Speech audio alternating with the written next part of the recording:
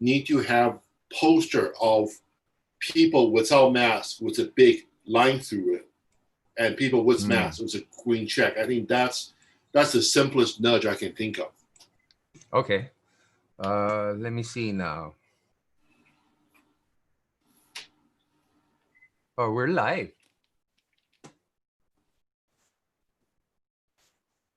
Okay. Yeah, 2 minutes to go.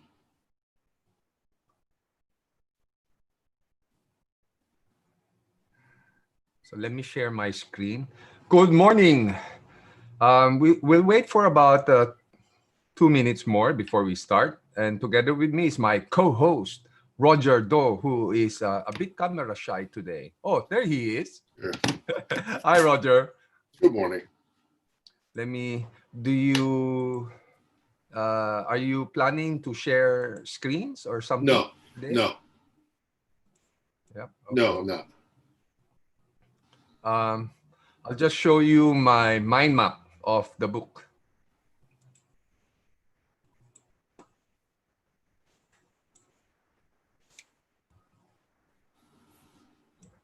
And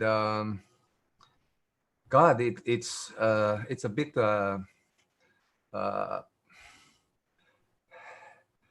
stressful catching up, trying to finish the book in time for today. So I will have something to share with our listeners.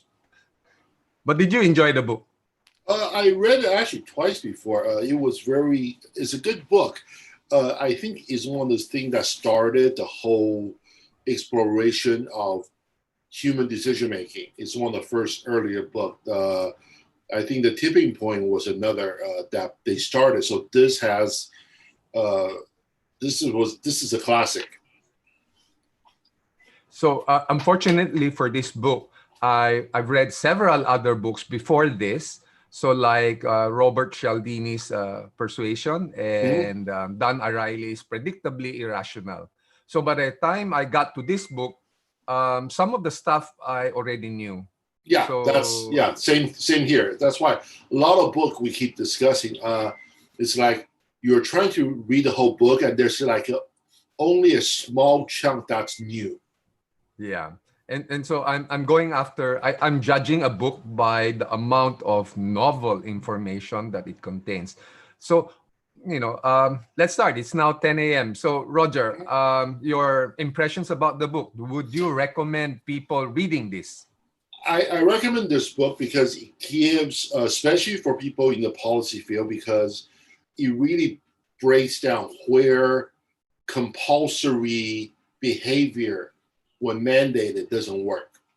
And we see so much of our government, of our monetary policy, say, oh, if we just mandate this, we will solve the problem. And the passing a law is a good idea. It's a good start, but they don't think about how it works, and that's where everything falls apart. Right, and it turns out that if you are a very good choice architect, you could change people's behavior by doing some re-engineering or just by highlighting some choices, not necessary to pass a law or a mandate.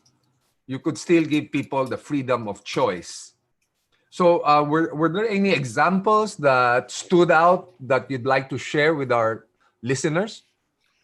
There's an example that it's actually from Rory Sutherland. I'm not sure how historically accurate this is. So this is an example I use when I teach courses. In China, we used to have a practice of binding girls' feet so they remain very small. And the Chinese government, so a republic, when it came to power, was to pass a law outlawing this practice. And history would tell us it wasn't very effective. Okay, so how did they change behaviors? They did it, but I want to contrast another example. This is supposed to be from the first prime minister of Turkey. So when Turkey became a nation, it wants to ban the practice of hijab, the face mask.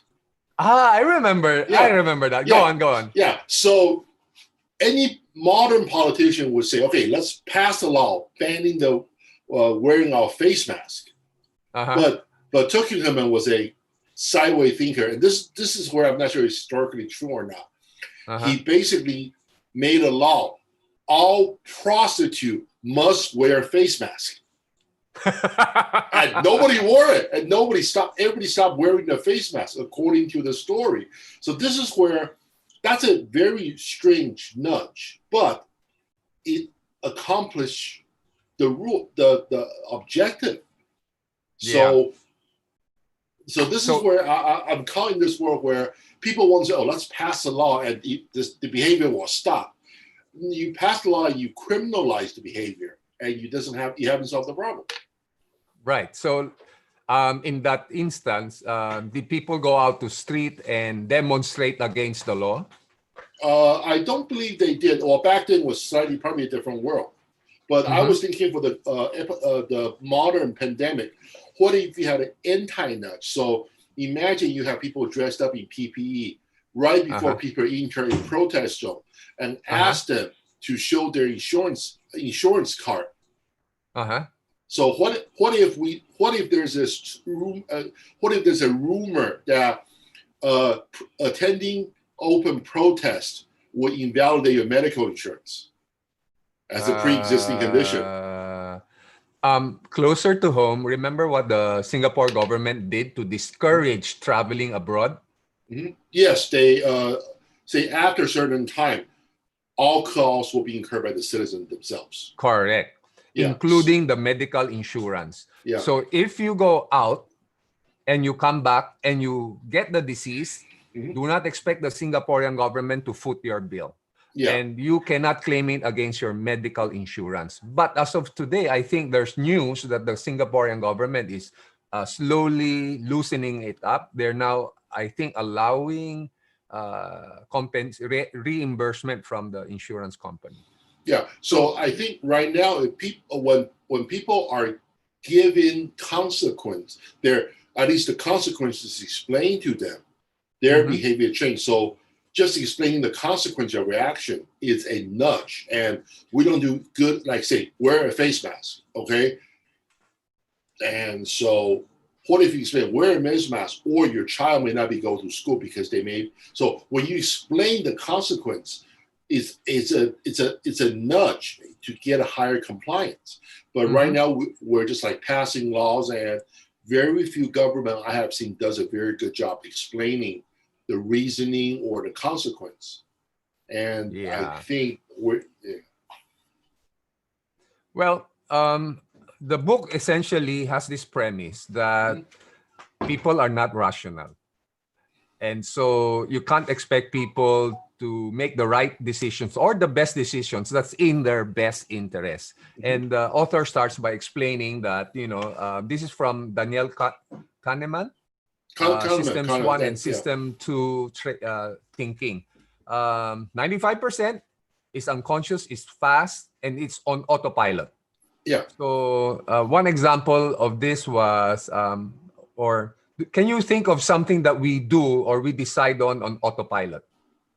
Almost everything do. So right, one thing I did just to make sure I digitally detox. I used to have my cell phone next to my bed, and wake up first thing, I get the phone, I check like everybody else. So to nudge myself away from that, when I go to bed, I now charge my phone outside the bedroom. And because of that, I don't check my phone until 9 or 10 o'clock when I spend time in the living room. So I now give 4 hours where there's very little chance of me interacting on social media. Right. That's one little nudge. So like, let me see if I can remember that. One of all the other things is also because as human beings, we have shortcuts, mental shortcuts. In the book, the authors Thaler and Sunstein, if I got her name right, they call this the rules of thumb. So they're pretty good because, it doesn't take a lot of cognitive effort, but they could be very bad. They talk about some of the things here are the status quo bias. Remember that? Yeah, I think that's when you. Isn't that also the recency bias? More of, whatever is the default, you're okay with that. Yeah. The status quo bias. And the Yeah. gains and losses, principally other authors call this the endowment effect. Essentially, it means like you value that the pain of loss is 2 times than the pleasure from any gains. So almost like 3. 2 or 3 times. 2 or 3 times. So like you'd hate losing something more than you're going out on a limb to gain something else. Yeah. And so this is where it's really strange, because people, a lot of anti-vaxxer fear of losing. A lot of people in the United States are afraid to lose their freedom. But that basically means you're gaining exposure to lifelong crippling illness. So losing personal freedom should be losing health. And somehow the narrative has said, oh, it's more important for me to have my freedom. And this is an abstract thing. Whereas if they continue to protest, they will have a permanent physical change to their life. But somehow they still end up making the wrong decisions. And I think it's the framing, like you're framing it as losing your freedom, whereas protecting your health, like keeping the health that you already have and not losing it. So the government, nobody's doing a good job brainwashing, hypnotizing the chicken, because the chicken is believing like, oh, we'll lose our freedom. What about losing 70% of your lung capacity to breathe, to oxygen your blood? Nobody talks about that. And some of the parts that I like from the book are when he cites concrete examples that could be really readily adopted by other individuals in the same situation. Like, for example, he talks about dieting. Oh, yeah. Yeah, right? So as a choice architect, some of the things that, you instead of saying, oh, Roger, you and I, we need to go on a diet. No, we do it in very subtle ways. We still give you the freedom of choice to eat as much as you want, but by doing some re-engineering, you find that you can actually cause people to lose weight. For example, he cites the cafeteria, where you could align the healthier choices at the top of the line. Like you can move the salads at the top of the line. Or this one, they found a study that if you place the salad bar in the middle of the cafeteria, more people tend to eat salads, 30% more. If you also swap out the plates from a larger plate to a smaller plate, people tend to eat smaller portions. And so this is where that's one great nudge where we are actually really good at picking up cues about the environment. So I was never able to put this experiment in place in a cafeteria. What if you give 30% discount for the first 10% of people to buy salad? So when everybody walks in, they see most people are eating salad. The social peer pressure effect. Not everybody's taking salad. Yeah. So rather than rearrange the entire category, you can. I'm just curious, if you see most people there already eating salad, would you also? What's the change in people who buy salad versus non-salad? Because you're picking up that nudge cue. Or taking a cue from your prostitute and the veil example. Only sexy, attractive people get the discount when they order salad. Or people who gym membership, they have recently gone to a gym that computer has a record for, gets a discount. And so, because, a lot of new alcohol beverage companies used to hire these semi-professional model to go to a club and order drinks. That's a push That's a push nudge for social cue. So why can't we do it for salad in cafeteria? So you're saying, like, I'm getting visions of very sexy models pushing salad sales up. Don't let your wife hear that. Yeah. Oh, well, the other thing was, recently in the US, there was a study that sugary drinks were one of the major culprits for obesity in the US. So what did they do? The schools just campaigned to have the sugary drinks taken out of the vending machine. Simple re-engineering. So what if we do this? We put drinking water in slim model, and all soft drink must have bulge on their bottle. Similar to another idea, remember going back to the cafeteria, they found that placing mirrors in the cafeteria, especially those that give you an unflattering shape, mirrors, actually pushes people to eat less. Yeah. So we have all these tools. Yeah, and the other example was they wanted to combat food waste, and so they discovered that in the cafeteria, to eliminate or reduce the food waste, they took out the trays. Yeah, because it's harder to carry. So because you can't carry a lot of things, you just pick the ones that you really want to eat and consume. Yeah. And that, what other examples? Oh, the Amsterdam urinal example. Remember that? Oh, the putting the target in the... Yeah, they put in a fake fly in the target, and they reduced the urine spillage by around 80%. Taiwan actually has like actual shooting target as urinal cake.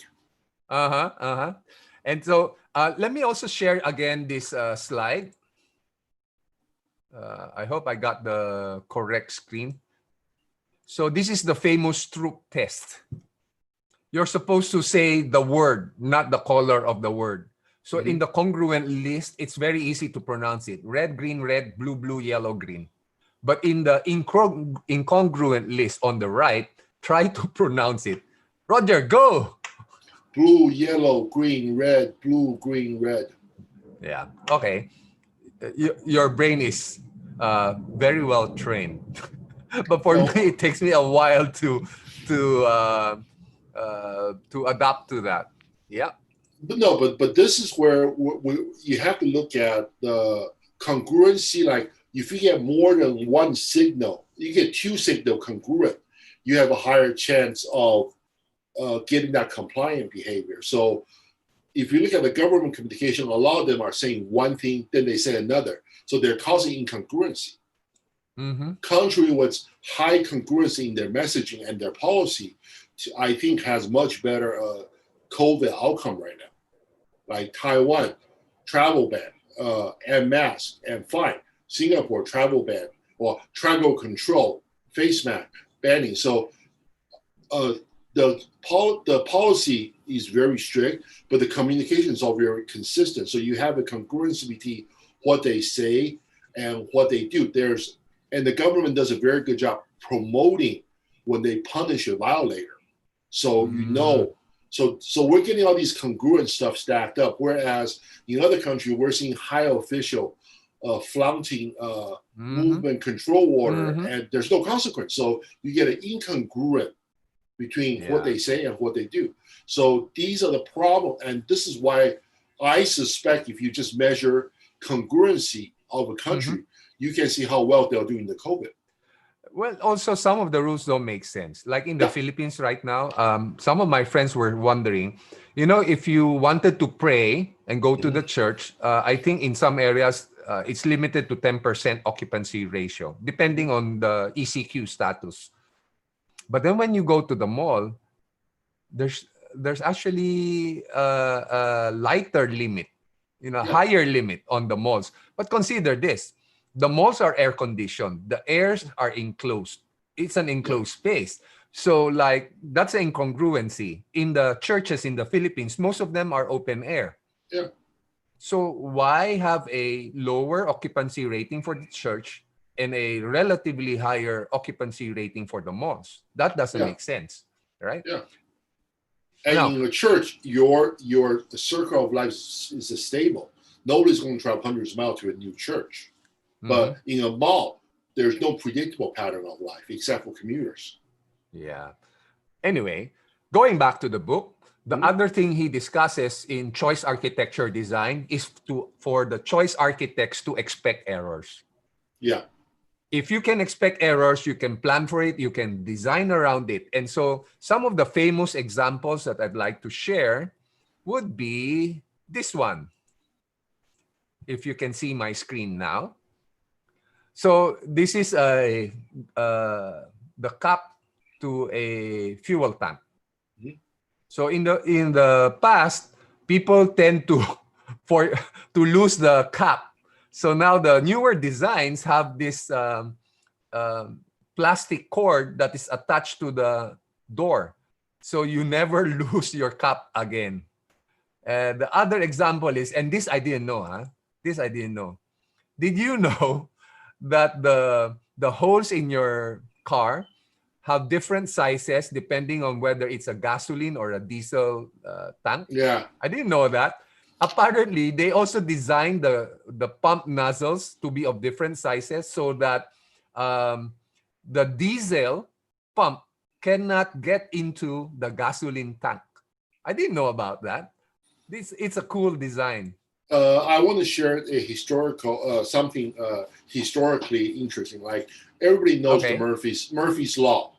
Yep. Murphy's Law is a law saying if anything can go wrong, it will. It will go wrong. Yeah, it actually came from the Air Force rocket test. So at the very early on the Air Force history, they were trying to figure out how high gravity affects the human body. So they found a very brave test pilot to strap him into a rocket chair, and they're going to shoot him down this like a mile-long slide. Okay. Attached to him was all these medical sensors. So they were trying to measure like how this do to your blood pressure, whatever, everything. So after they shot him down a mile of rocket sled at about 400 miles an hour, he got blood blistering his eyes, everything. But there was no medical data. Why? Because the technician had put the plug in wrong. Oh no! Yeah, so this is where the Murphy's Law came from. But guess who the law was named after? Not the test pilot, the technician. I never knew that. Yeah, this is why on the power plug with the computer IC board, there's a really oddly shaped plug, so you can only plug in one way. Okay, one way. Yeah. So they actually engineer error out of the plug, so you can't connect in any other way. Else, imagine the number of electrical fires. So again, let me share another portion of the book. Here the authors give us a framework on how we can redesign the complex choices to make it easy for people. They have what they call the recap: record, evaluate, and compare alternative prices. So the first bullet point is make it easy to understand. Whatever the issue is, boil it down so that it can be understood. And then, this one is very good.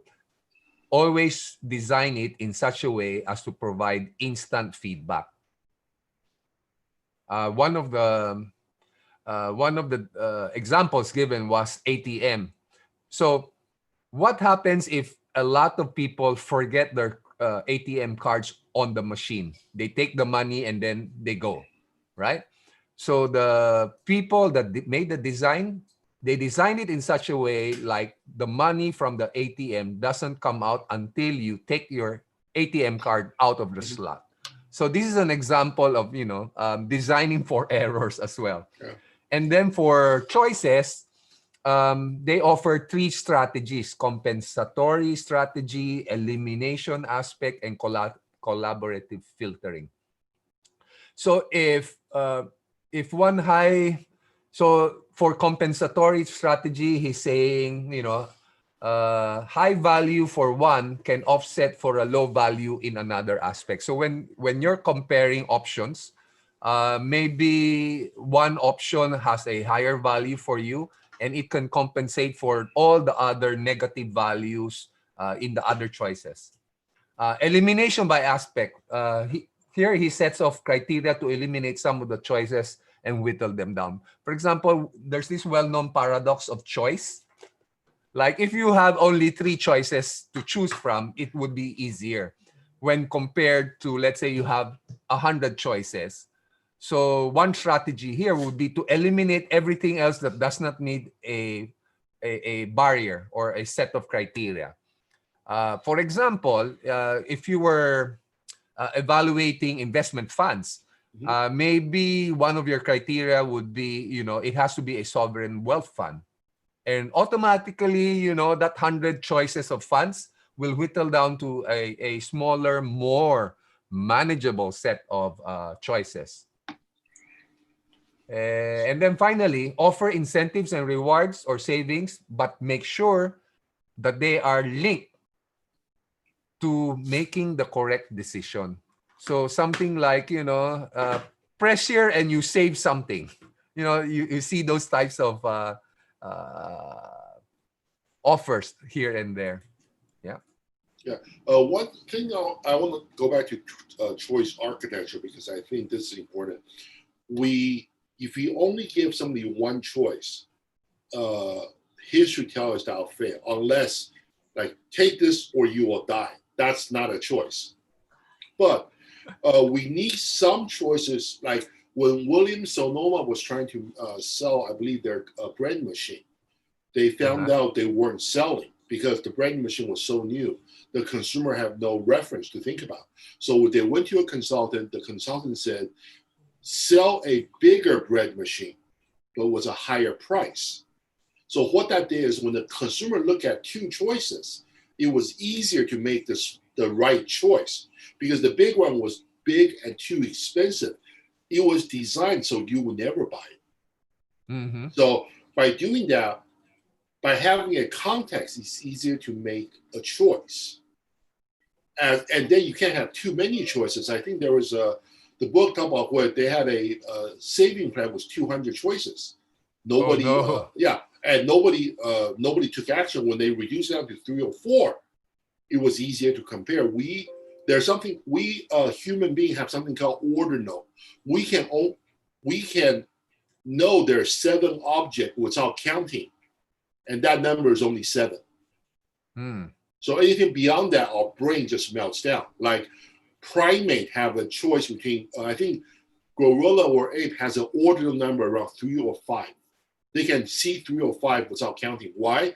Because anything more, if you have to count, you have to count the number of enemy beyond 3. You're dead. So there's no evolution advantage to count more than 3.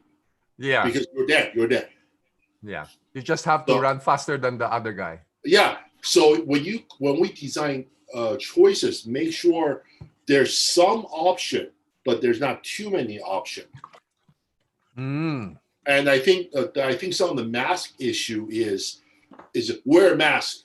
There's nothing else. What if wear a mask or do this? Medium workers, talagang tumaya at despite the fear. I'm sorry, Lala. I put you on mute first. Let's leave Roger time to finish his ideas. Yeah. Roger, back to you. So I think face masks need to give something else and a consequence. So wear a face mask, you can go here and there. Don't wear a face mask, you can't wear here. Or there's a total protective gear, like the kind of insane stuff I wear, the total face mask, the respirator. Yeah. So mask plus face shield or nowhere. So when you're giving a choice, you say, okay, I need to go somewhere.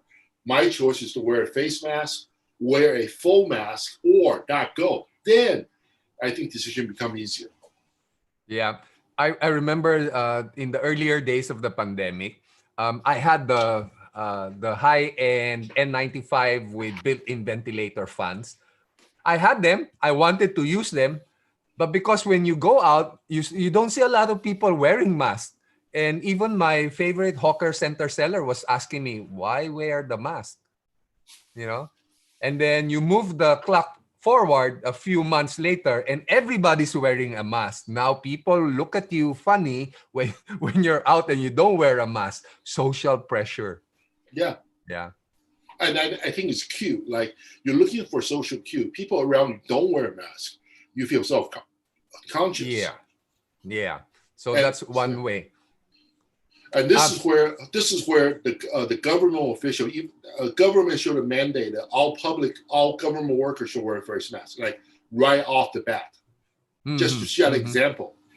And now, Roger, let me stop you for a while and let's welcome Miss Lala Rimando. Good morning, Lala. Happy for you to join us. Yeah. So jump in anytime when you have something to share or some idea sparks or what we're talking about sparks another incident in your life that you'd like to share, right?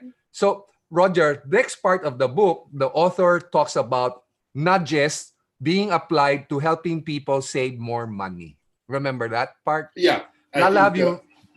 Go ahead. Yeah, I think this is where the rationality breaks down. In Asia, we are taught to save. So there's an incentive program even in the post office. They're fairly good saving. And when I was a kid, I was giving piggy banks, like from the school.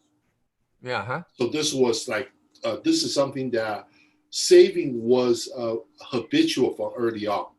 Yeah, a way of life for us. A way of life, and it was basically, and we handle a lot of coins, which in the U.S. that doesn't happen anymore.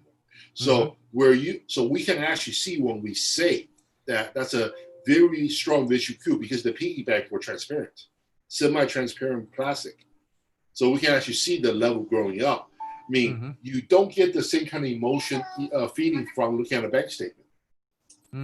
And so So what the author suggests is that, they started with the observation. In the U.S., they have 401k funds, where essentially every dollar you put in, your employer matches it with another dollar. If you look at it rationally, my money, if I enroll it in a 401k, actually already incurs 100% interest. Yeah. Right off the bat. Right? Yeah. So any rational econ, in the terms of the author, would readily enroll in such programs. But they found, only 30%. 30% fail to enroll in employer-matched 401k fund. Why? Well, so what I think is, if every time you enroll, the senior manager have to come out and say how much it hurts. I think, well, this is the story where so the story is U.S. Army was trying to promote life insurance for infantrymen going to World War II. But most people don't understand it and they don't want to do it. So the lieutenant came out and explained everything in detail, say you should do it. And none of the enlisted men want to sign up for insurance. Then the sergeant said, "Let me try, sir. I know the man." So and he said, "Man, imagine if you buy insurance, when you die, government have to pay money out. So do you think when the government is going to send people to be killed on the battlefield, will they send the people with insurance?" And so a lot of people signed up. Yeah, because he helped people he explained the world in a way that made sense. But it's the same program. Yeah. So in the book, the authors discuss what happened.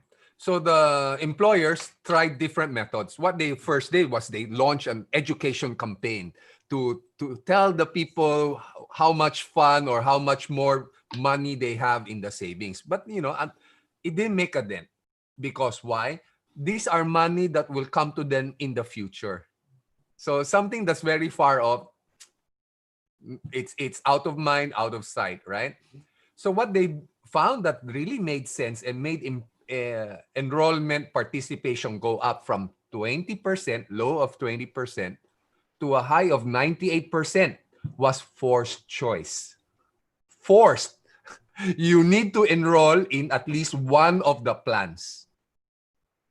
So they gave them several choices, but you are forced to choose one. So no matter what choice you made, you're automatically enrolled.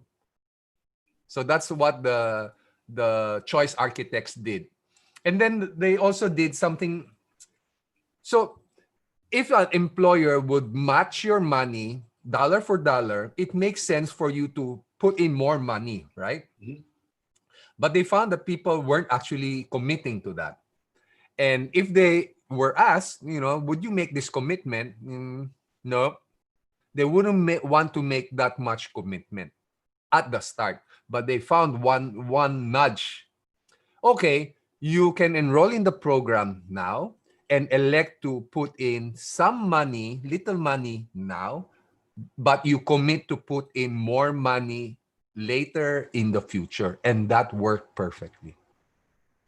The Chinese has a saying called morning, 4 in the morning, 3 in the afternoon. So this is a monkey farmer was they raised monkey to be sold for food, for a delicacy. So, and he give every monkey 3 banana in the morning and 4 at night. Okay. And the bananas somehow got together and protested that's too little banana. So the farmer said, okay, I will give you 4 in the morning and 3 at night. And everybody went for it. Why? because they think, oh, we get 4 in the morning, that's more. They don't think about the whole picture. They focus on the short term, not the total picture. It's like so that's it.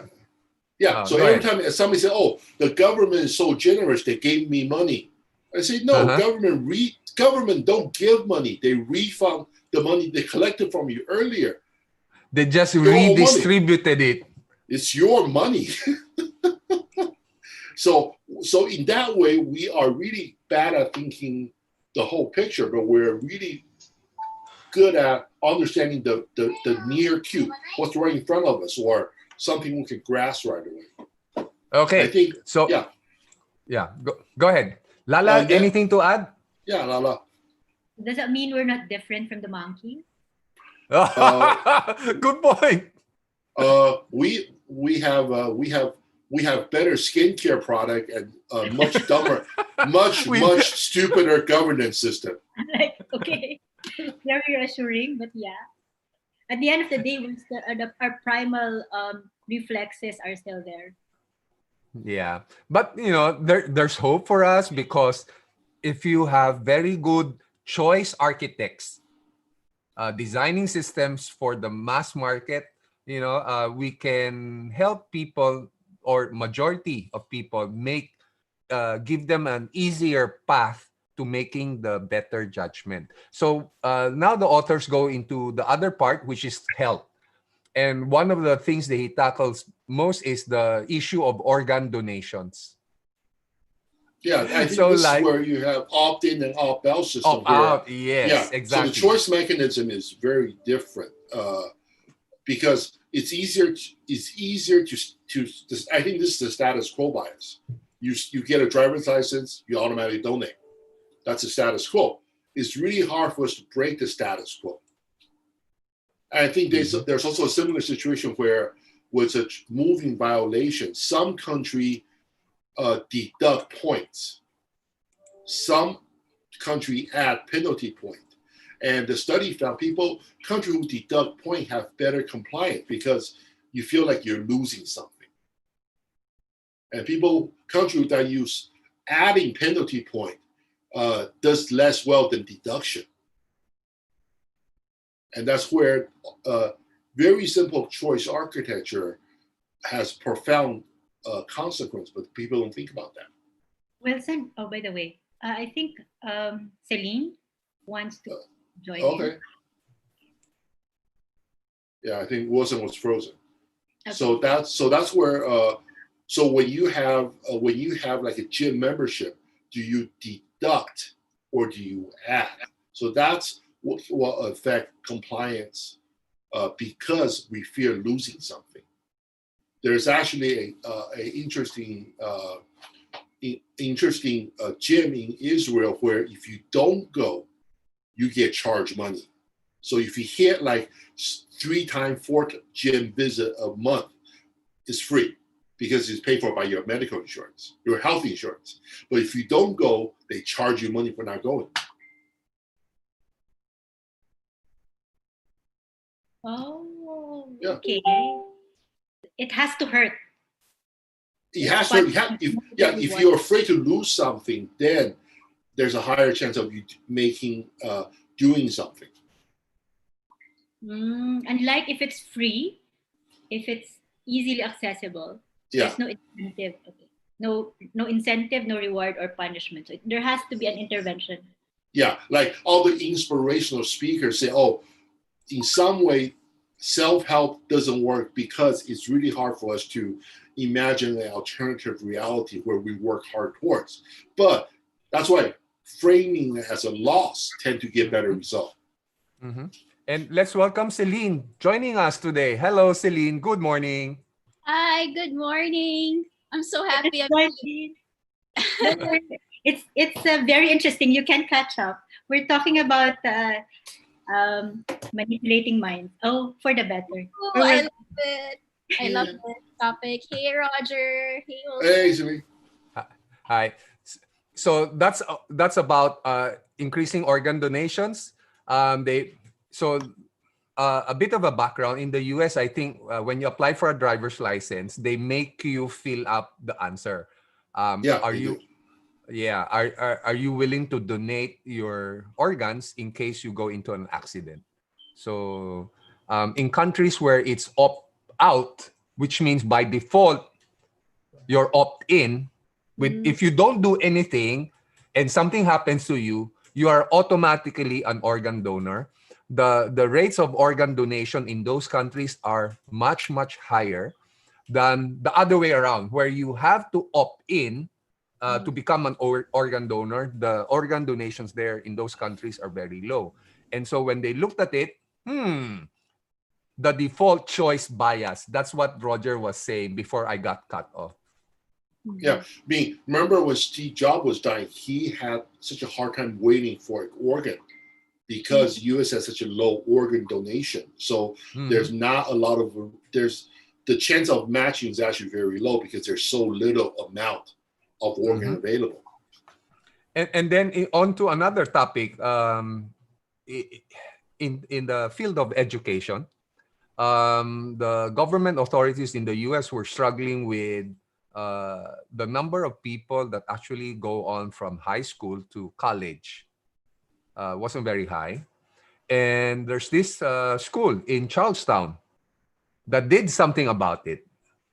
And so this high school partnered up with a community college. So what they did and this actually worked. And remember, in this scenario, the government did not spend a single US cent. Not unlike in the Philippines, where you have the 4P, which is another favorite rant of mine. Guess what they did, Roger? Did you remember? I think this is when they had an attendance problem, and a nonprofit pays students $1 a day to stay in school. And I think and that indirectly translated to a slightly higher graduation number, or different. I'm thinking about a different example. No. So this is something. So Lala and Celine, jump in if you also know the story. So what the principal of the Charles. Before we proceed, Wilson, I think Cam is trying to get in again. Yeah. Okay. Sorry. Cam is late.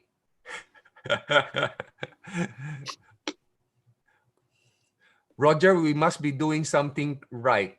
We are all of a sudden joined by such beautiful ladies. If only we were married. So funny. You shouldn't have revealed private data about us online. Hello, Cam. Hi, sorry, na late. So we were discussing about this case where the high school principal wanted to increase the college enrollment of the high school graduates in his school. So what he did was, to give away the story, he partnered with the community college in the same town. And so he made it a requirement for graduation that before you can graduate, you have to go through a college application practice. So all of these students went over to the college and, you know, made an application. Nice. And then went back to the high school and said, okay, here's proof that we went through the practice of applying for college. And guess what? Because they had the hard part done already, by the time they did graduate high school, they just went on to the college. That simple step, that simple requirement increased, I think, by more than 40%. I'm not so sure about the exact percentage, but that's a lot. And they did not spend a single peso on that one. Wilson, I have a radical proposal. Okay. What if, like, the college in the province automatically accept all students who graduated middle school into their college? And if they keep their grades up and they can afford it, they gain to automatically. So the children and the family have something to lose. Would that change the family dynamic? I don't know. Ladies, why don't you weigh in? Lala, Celine, Cam, what do you think? I'm not, because all of my kids have finished their education, I'm not so sure about the present practices educational-wise in the Philippines right now. Yeah, so maybe I can shed some light on that. Before I went on to become a real estate broker, I did a communication consulting gig for ITBPAP, IT Business Process Association of the Philippines. And the project was in collaboration with the UP Distance Learning, forgot the name, ADB and AIM.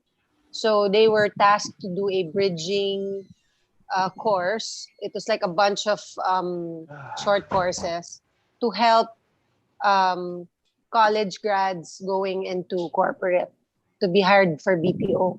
So I think that would be nice and ideal, but the gap from public school to whatever school's accepting, even if it's state-run, which is why, Roger, they really require the acceptance test. I think, though, what could encourage them is if they make a certain grade point average when they do the acceptance test, is tiers of financial aid. Because if you want to extend, it doesn't need to be full scholarship. It could be partial. And there could be flexibility in terms of allowing students to be part-time. Because if the student avails of a partial scholarship, which fully pays a partial load, then it's a win-win, and they can still go and do part-time work and things like that. So it has to be brought down economically in terms of what is reachable for them, because the poverty line, all of those things. So I don't know, maybe along those lines, if it's to build on that idea. How about Celine and Lala? What do you think? Well, let me jump in para walang dead air.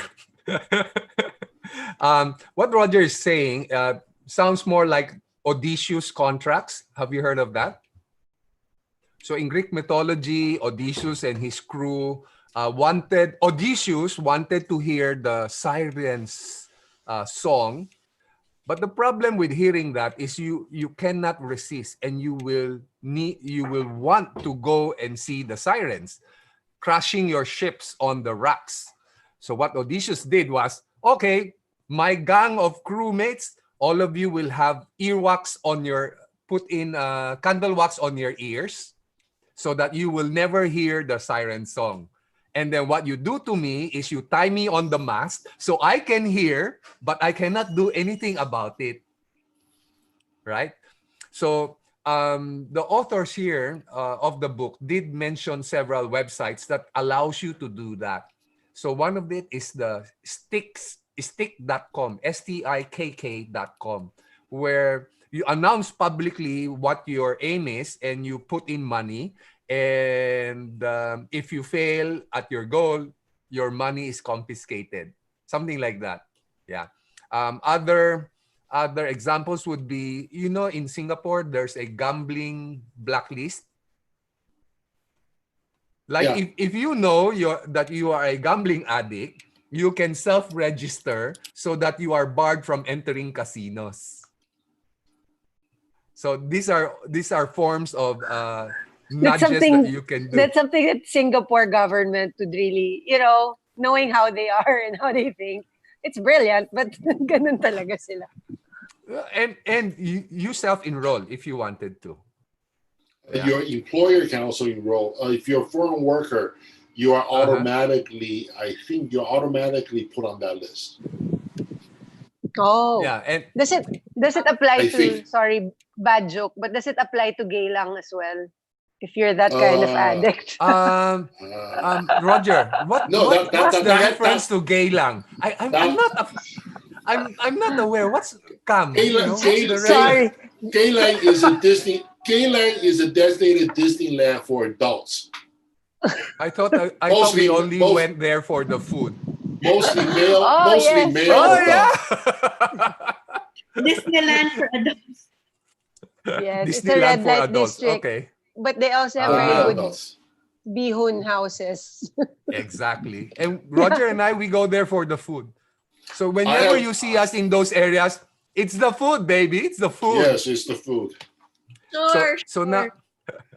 So now here's another example of nudge architecture. You've seen people biting their nails. Turns out somebody invented a solution to that, and it's in a nail polish that is laced with disulfiram. So what happens is if your nails had those nail polish and you bit on the nails, it's pretty bitter to taste. And so that's an engineering solution to a behavioral problem. Yeah, it contains a lot of new examples that makes it worth buying or reading the book. Even though Roger and I have gone through a lot of other books, it still contains a fairly good amount of novel information. I think one central thing throughout the books that we're talking about is that there's a separation between how people are governing complex world and how people are actually living in complex world. And all these books saying the way we command people doesn't work in real world. So, and the further these two worlds gets apart between governing and policy versus behavior, the more trouble we are in. I think that we have made no progress since the Spanish flu to COVID. Mm-hmm. And we're repeating the same behavior on the individual level, and the policymaker haven't figured out how to bridge that gap. Yeah, and talking about governing, the authors did touch on a guiding principle for governments. They call it the publicity principle. So let me see my notes about the publicity principle. It's something that was made by John Rawls, 1971. The principle bans government from selecting a policy that it would not be able or willing to defend publicly to its own citizens. So publicity, right? If it's a policy that you'd rather keep under wraps, then it's not a policy worth pursuing. So that's one of the things that the authors discussed. Yeah. A follow-up to that, the publicity rule is anytime you hear covert secret operation, the secret is not for the enemy. The enemy know what you're doing to them. The secret is to make sure your own people don't find out. Okay. Okay. Another nudge that was shared by the authors in the book was about energy savings and climate change. So guess what was one of the most effective ways to get people to conserve energy? The peer, is it like telling how much the neighbor was saving? Yes, exactly. Yes, you can see in your chart how you compare against your peers or your neighbors or your neighbors. Yeah, and so this is how much you used, and this is how much your average neighborhood used. And so when you see your usage far higher than your neighbors, like maybe tomorrow we will sleep without aircon or shower without heaters. I'm not gonna be losing out to my neighbors, that's for sure. Why can't we use this to make mayors compete on lowering dengue? Exactly. I was interviewed a few nights ago by, who was it? By a segment producer for Channel News Asia. And that was one of my suggestions. You know, in the Philippines, the DILG has a good governance award to local governments. And sadly, dengue is not one of them. And my argument is, if you include dengue, you also include cleanliness, because, you know, it's part and parcel of containing dengue.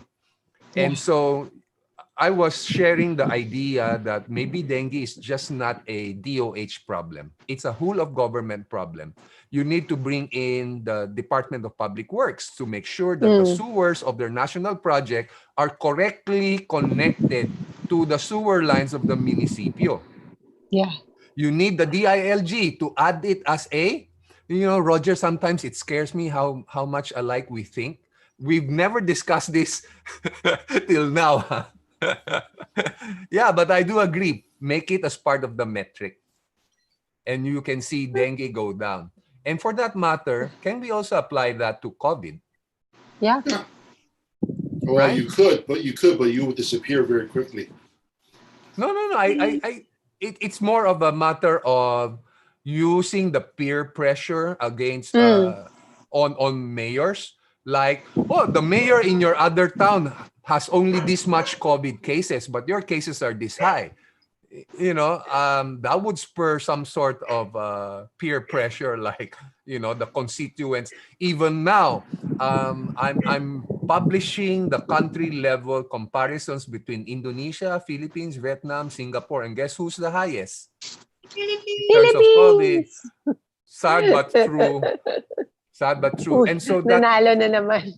Yeah, I learned a long time ago from Lourdes Montenegro, LKY PhD, that the one sure way of getting governments to act quickly is to show them comparable stats.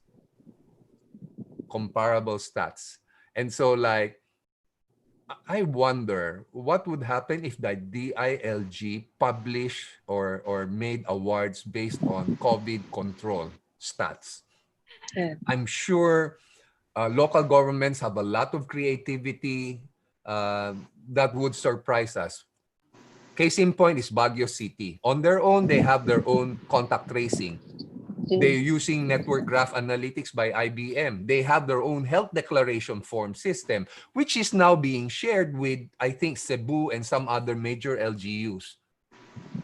You know, it's just a matter of coordination.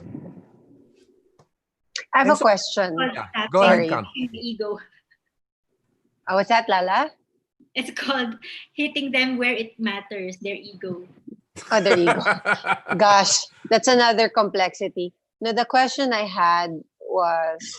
is, I wonder how governments like China, okay, and Russia, communist governments, yan, sina North Korea, how do they nudge, how do they handle their communication, the messaging and the strategy? Because like the effectivity and the manner of the communication is also kind of dependent on the predisposition.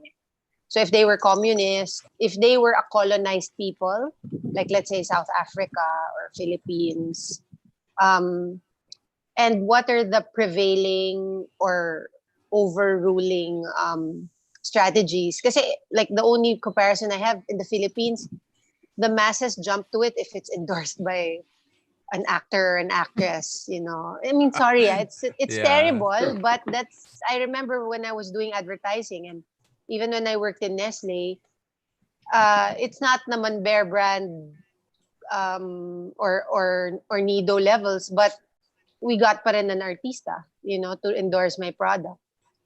You should ask Roger in another session how he got a movie star senator to win, a senator candidate to be a senator now. Who's that? Roger. Secret. That's what he does. Starts with the letter Roger.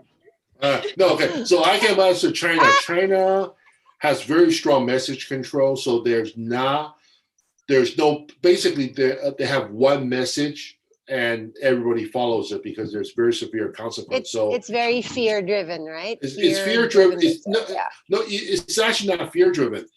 People, because there's no choice. They have closed off choice for dissension. So people, it's fear, but people, it's a learned powerlessness.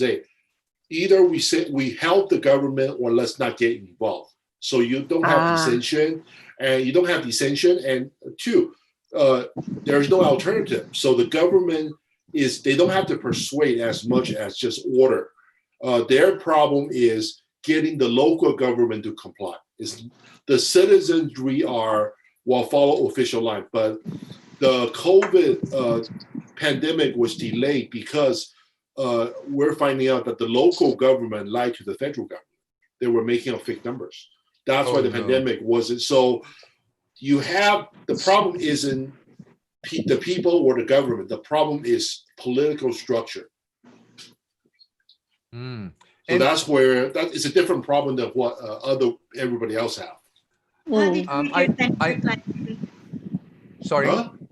How did you make your senator client to win? They got more votes. Safe answer.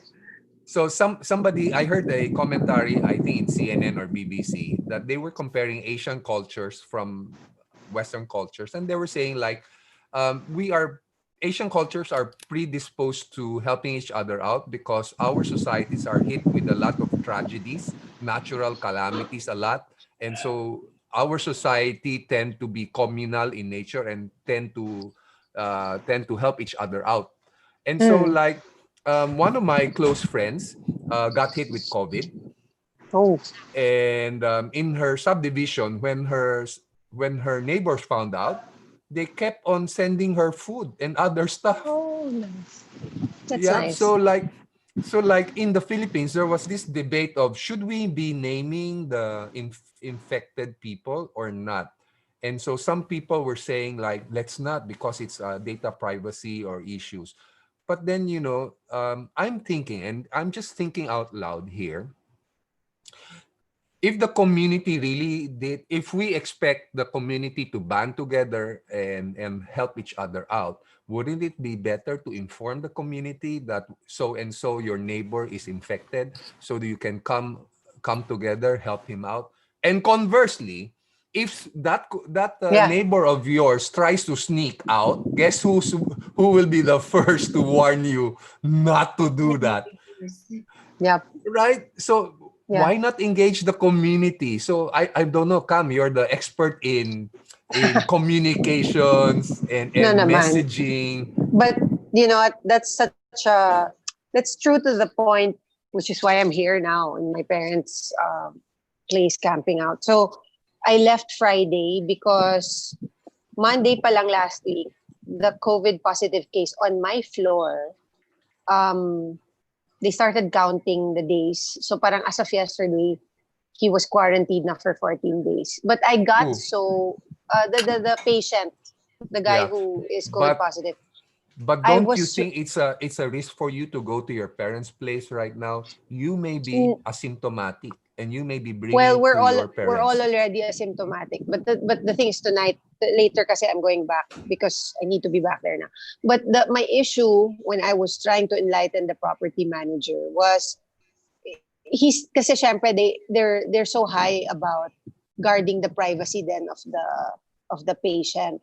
But I was telling him you need to not stigmatize and make it less fearful, because I mean when you send a blanket email which is structured like a typical corporate, it's within a template, ganyan. First of all, yung kasalanan niya, he didn't call all of the people in my floor personally call and tell them, hey, there's someone there, you have the option to go to a hotel, ganyan. So that's strike one. The other one was, you send an email like that, it's a looming fear that you create, So parang, I don't know. I mean, there could be other ways, or maybe it's not within a template. It's just within the body text of an email, and it's more personalized, Yeah, and the assurances. I think you hit the nail on the head. We shouldn't be stigmatizing the patients because they're victims themselves, right? Yeah, and it should hindi be a naman nature. sila, they're just positive eh. Hindi naman sila walang symptoms. They're quarantining. But there's no, sabi ko, paano, kasi there are a lot of retirees in my building. So I said, when he tests positive the second time, what's the course of action? So that should already be a guideline given to the ones who are tested positive the first time, but also to us, because what if I test positive, then at least I know for 14 days I can stay there. But if I test positive again, I should make plans to go somewhere else, because it's a community, right? You have to care for others. There are common May facilities. Yeah. And so, yun na nga din eh. One of the reasons why the book Nudge was particularly interesting for us was what lessons can we take out of the book that can help nudge people to better behaviors and not help spread. I made the analysis yesterday. July 10 was the easing of the restrictions. And 1 week later, you see the spike. And it's just not like this na spike. It's like this na spike. And so it means like people are not doing the correct behavior. And so we need to learn lessons from Nudge as well. And so with that, I think our time is up. Thank you, lovely ladies. Nako, sa inyo lang, ay candy, dadami ang aming mga listeners. Ipapublish Thank you for ba joining. to? It's live, Cam. It's live live on Tech News, Manila Bulletin. Oh, and after this, no. it's yeah. So thank you for joining. Thank and then you. let's decide again what's our next book. Sige. Let's Sige. decide. Bye-bye, ladies. Take care. Hi to Jane. Bye.